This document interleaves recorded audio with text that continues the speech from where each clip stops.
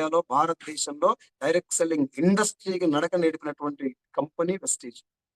Direct selling ఇండస్ట్రీకి, మన కంపెనీకి కాదు, డైరెక్ట్ సెల్లింగ్ ఇండస్ట్రీకే.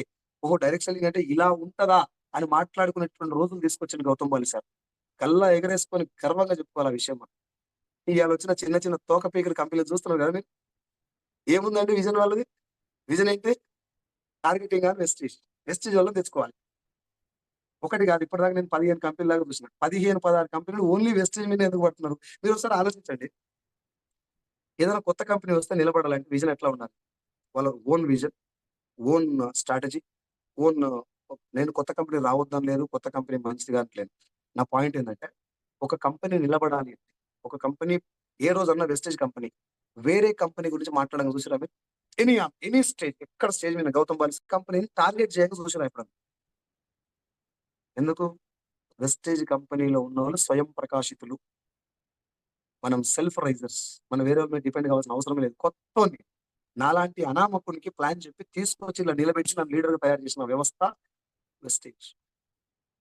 కొత్తోళ్ళకి ప్లాన్ చెప్పినా కూడా ఈ ప్లాన్ అర్థం చేసుకొని వచ్చేటట్లే మన దగ్గర ప్లాన్ ఉంది కాబట్టి మనకు వేరే కంపెనీని టార్గెట్ చేయాల్సినటువంటి దౌర్భాగ్య పరిస్థితి పడలేదు. ఇప్పుడొచ్చిన కంపెనీల పరిస్థితి ఏంది? వాళ్ళ ట్యాగ్ లైన్ ఏముంది తెలుసా? Wastage to dash. ఏం ట్యాగ్ లైన్ పిచ్చా? అంటే మీకు కొత్తగా ఏమంటారు, విజన్ లేదు, మిషన్ లేదా? అక్కడి నుంచి ఇళ్ళకి రావాలి.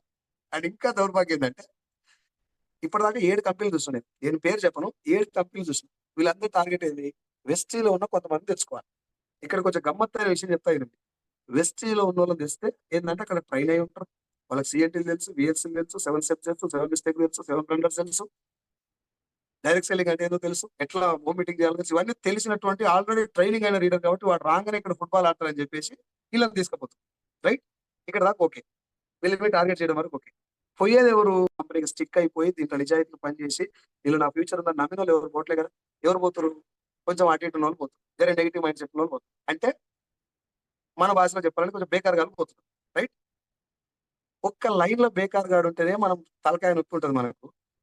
అన్ని లైన్‌లకెళ్ళి బేకార్ గాళ్ళందరూ ఎదుర్కొని ఆ కంపెనీలు చేసుకుంటే కంపెనీ ఫ్యూచర్ ఏంది? ఇప్పటిదాకా కంపెనీలు పోయిందన్నీ అట్లే.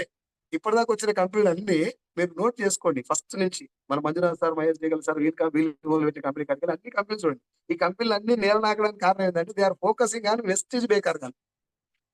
వెస్టీజ్‌లో ఉన్నటువంటి అప్లైన్ మాటలు ఉన్నటువంటి కొంతమంది బేకార్ గాళ్ళు ఉంటారు కదా! ఆళ్ళ మీద ఫోకస్ చేస్తున్నారు.